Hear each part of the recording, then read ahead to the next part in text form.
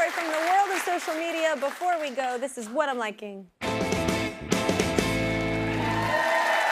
often turn to the past for baby names. They might look up old-fashioned names in a book or explore their family tree. But a woman in North Carolina takes it a step further. She literally walks through graveyards searching for old names, which is actually really cool because I'm weird too. She's pregnant with her 4th child, who's due this summer. We have her on the line right now. Say hi to Haley, who watches on WRAL TV in Raleigh. What's up, girl? Hi! Hi! I totally wish I would have thought of walking through. That's the coolest idea because there's so many cool names, like rad names. Thank you. I wouldn't have thought of that. So is this like a family tradition for y'all? So yeah, it's actually becoming more of a tradition.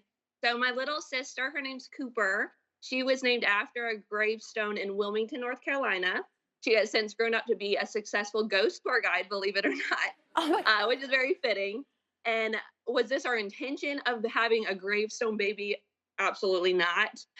We were actually traveling in a place called Southport, North Carolina, where I would go and visit as a kid.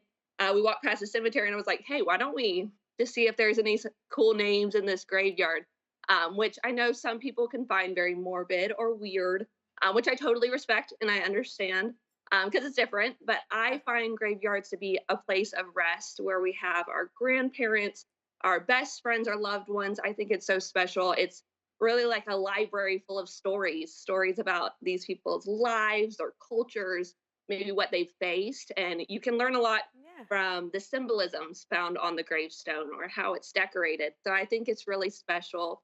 And as a kid, I'd go to graveyards often just because my mom was a big history buff and she would tie historic stories to scary places or scary buildings or names in the graveyard. So that was a way we were able to learn history, kind of like kids at a bonfire, how you know, you're just more intrigued by the story if it has that scary aspect to it. So that's how we came about the graveyard baby, and also my sister's tied to having a name after gravestone. I think that's so cool. Did you find a name?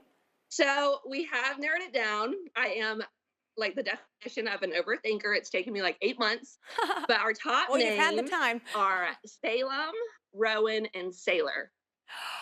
Okay, so I heard one of the names that was a possibility. Yeah. Salem is such a cool name. And then I Googled it last night, and it means peaceful. It's like a synonym for Jerusalem. There's so much beauty with that name that I did not know. So I'm throwing my opinion in the hat.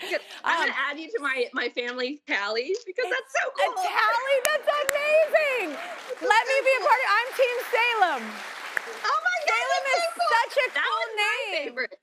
Oh, thank you so much. Cool. I mean, go with whatever you go with, but I was like, I wish I'd have thought. That's a cool name. Anyway, thank you so much, Haley. Such a cool idea and such a beautiful thing of keeping history alive like that, and the attachment of the story that comes with it with the name. That's very, very beautiful. Your mom is rad. Well, I'm liking your post right now, and that's not all. Our season-long partner, Pilot Pen, makers of G2 and the new G2 Edge, the go-to pens of the Kelly Clarkson Show, want to honor clever mamas just like you. So they're going to be writing you a check for $1,000 for future Salem. Congrats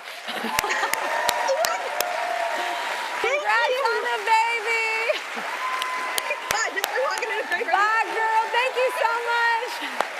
Thank you to all our guests this hour: Coleman Domingo, Noah Lyles, Cheryl, Heather, Emery, Adeline, Melissa, and UB40.